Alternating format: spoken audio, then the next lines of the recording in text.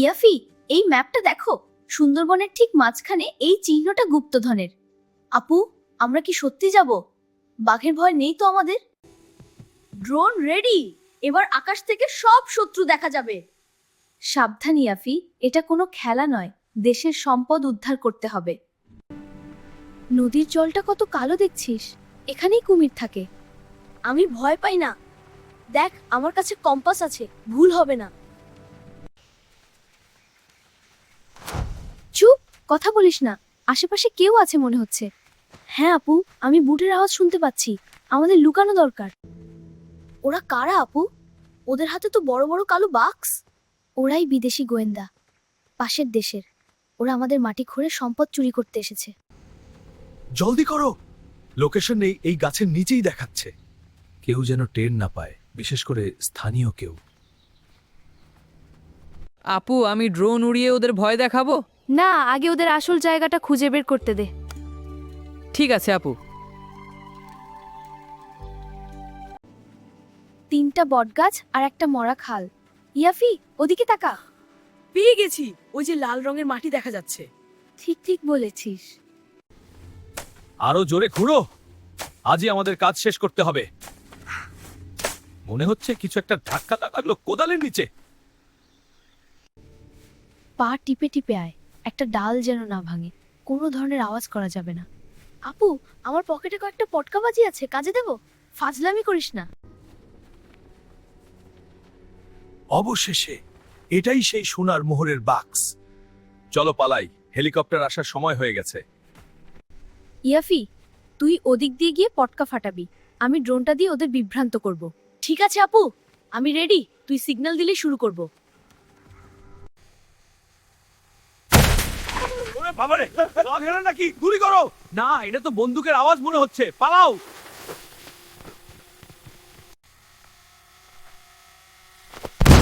এটা কি উঠছে? আমাদের উপর হামলা হচ্ছে।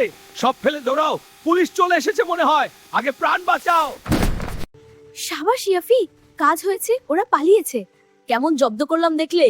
এবার চলো বাক্সের কাছে যাই। চল, আল্লাহ আমাদের সহায় হোক। আপু, এটা তো অনেক ভারী, আমরা কি একা তুলতে পারবো?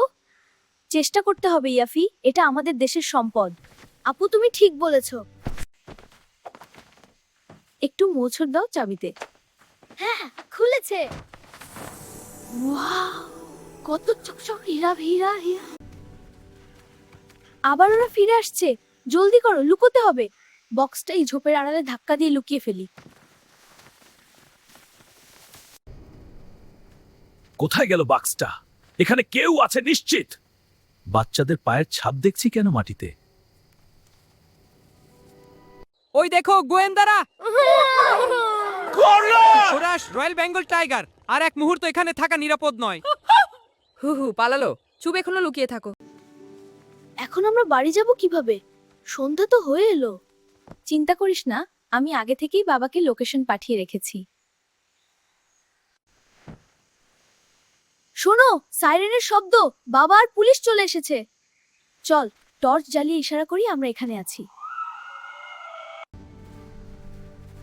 তোরা এখানে কি করছিস? আমরা তো ভীষণ ভয় পেয়েছিলাম। বাবা ভয় নেই, আমরা চোরের হাত থেকে হাজার কোটি টাকার সম্পদ বাঁচিয়েছি। অবিশ্বাস্য, এই ছোট বাচ্চারা এত বড় কাজ করেছে। তোমরা আমাদের হিরো। স্যার, আমি আমার ড্রোন দিয়ে ওদের তাড়াতে সাহায্য করেছি, তবে সব ক্রেডিট কিন্তু আমার আপুর। আজকের দিনটা আমাদের সারা জীবন মনে থাকবে, তাই না ইয়াফি? হ্যাঁ আপু, কিন্তু পরের বার গেলে আমি বড় তলোয়ার নিয়ে আসবো।